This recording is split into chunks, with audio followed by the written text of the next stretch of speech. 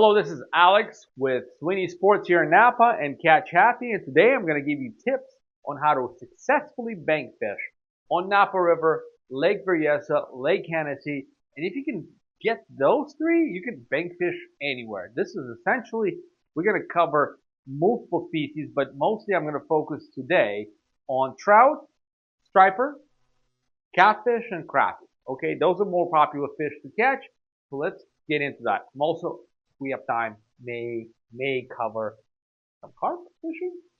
Anyway, let's get into it.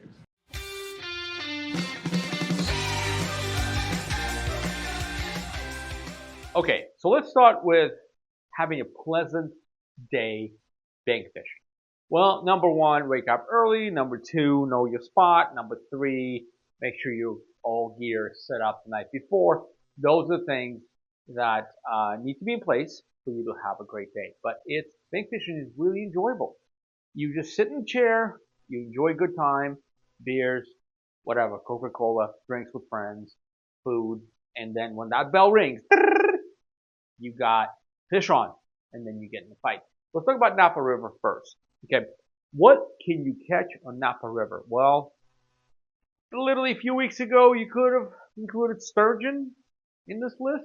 Not anymore. July 12th, it was closed. The Fish and Game Commission, Fish and Wildlife Commission is evaluating that species, being endangered potentially in California. So right now, sturgeon fishing is closed. But we have a beautiful striper here in the river. And this goes for a lot of other brackish rivers that hold striper lakes as well. The way you catch striper is, some people ask me, what's the best spot? Well, they're not really set up in one location. Stripers travel through the river system all the time, depending on the tide. They're very tide dependent because tide dictates food flowing from either the ocean or out of the pools back into the river, depending on incoming and outgoing tide.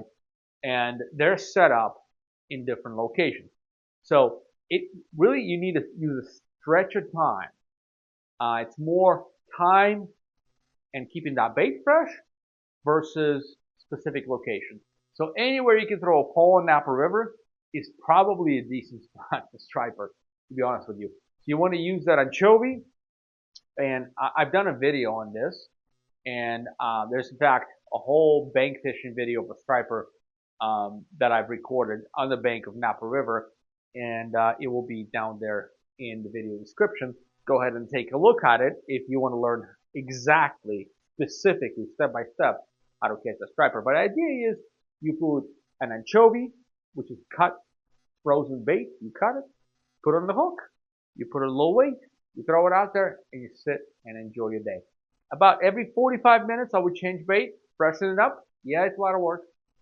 Not that much, really. But you have the best chance to catch fish. And that's basically your striper fishing.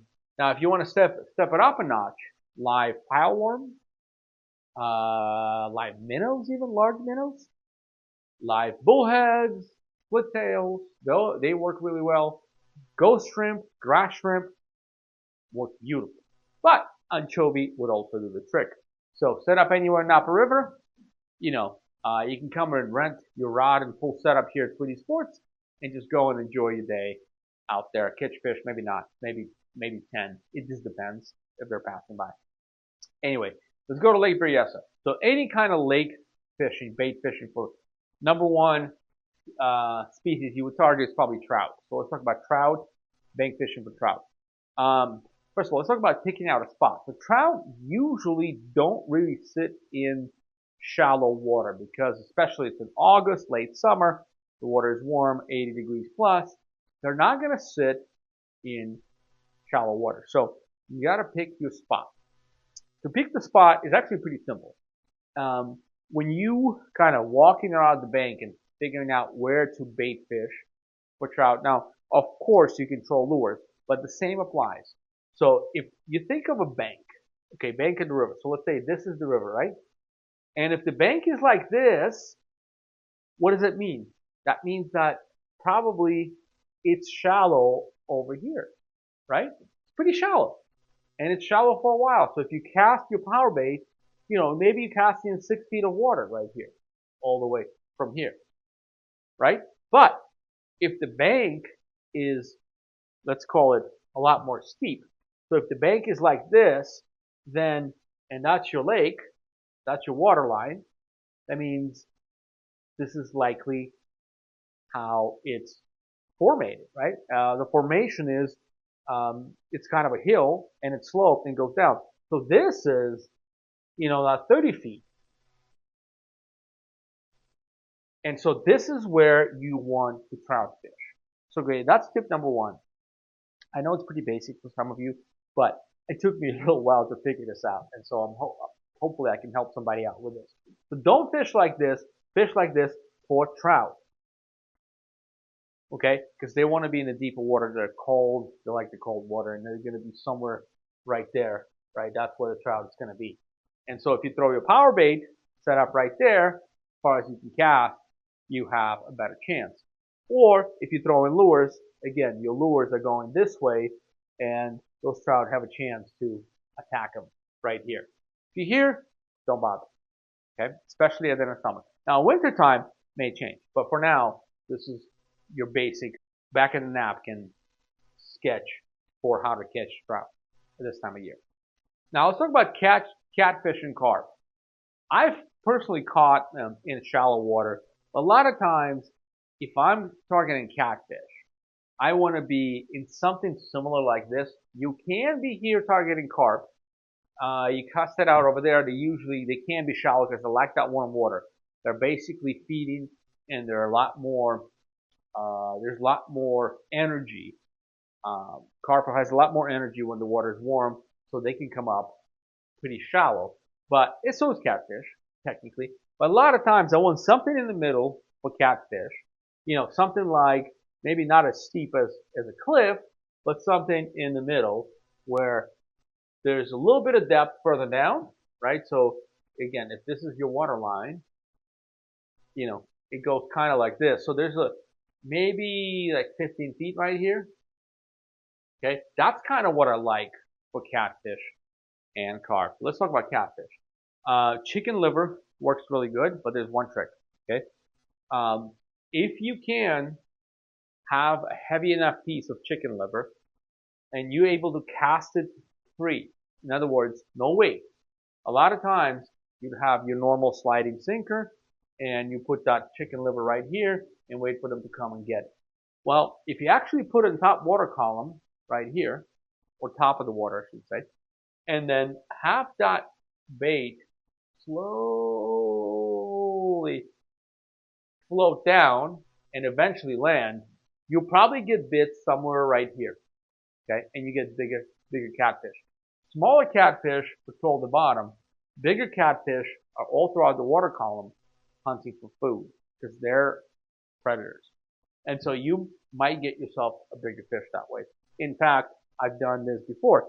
I would just take my bait, swim out, no weight, just hook, chicken liver, swim with it, drop it, swim back, and let it float, and its flavor will continue to penetrate the water, spread through the water, and eventually you get bit. So that's a really good way to catch fish. If you're in a boat, of course, that's a whole different story because you can drop it right here. But you're not in a boat, so you're on the bank, and that's the way you would do it. Crappie. So crappie, you kind of like doing the same thing. You're doing semi-slope access to the lake. So like Lake Hennessey is really popular for crappie. Lake Berryessa will work for crappie as well. And what you do there is you would ideally use medium minnows, live minnows. We sell them here at Sweeney's. You can buy them other places. But this is what anglers use to catch the biggest, the healthiest, and the most amount of crappie.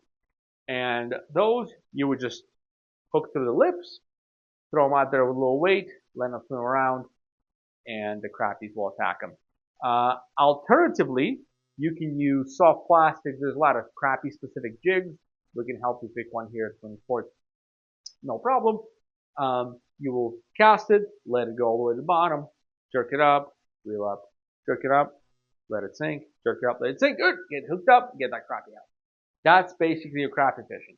So in a nutshell, this is your very basic bank fishing 101. And I think if you understand this and take a little bit of time to explore around the area you land or you park and find the perfect slope for the fish you're looking for on that bank, I think you'll be successful. Don't forget your bait.